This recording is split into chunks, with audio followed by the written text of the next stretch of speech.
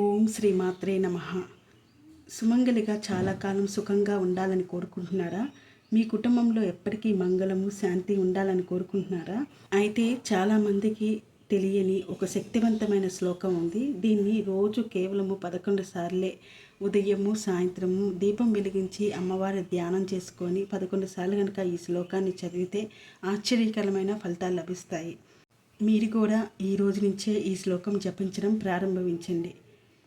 ఆ శ్లోకం ఏమిటంటే, సర్వమంగళ మాంగళ్యే శివే సర్వార్థ సాధికే శరణ్యే త్రయంబకే గౌరీ నారాయణి నమోస్తుతే.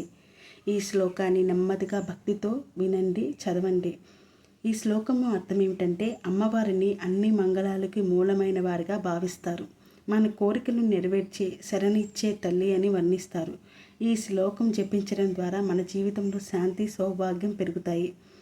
ఈ శ్లోకం యొక్క ముఖ్య అర్థం ఏమిటంటే, దీర్ఘ సుమంగళి యోగము, భర్తకు ఆరోగ్యము, కుటుంబంలో శాంతి, ఆర్థిక స్థిరత్వము ఈ చిన్న పూజతోనే పొందొచ్చు.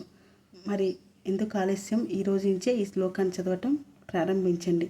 ఇలాంటి మరెన్నో శ్లోకాలు అర్థంతో తెలుసుకోవాలంటే మా ఛానల్ని ఇప్పుడే సబ్స్క్రైబ్ చేయండి, లైక్ చేయండి, షేర్ చేయండి. Thank you.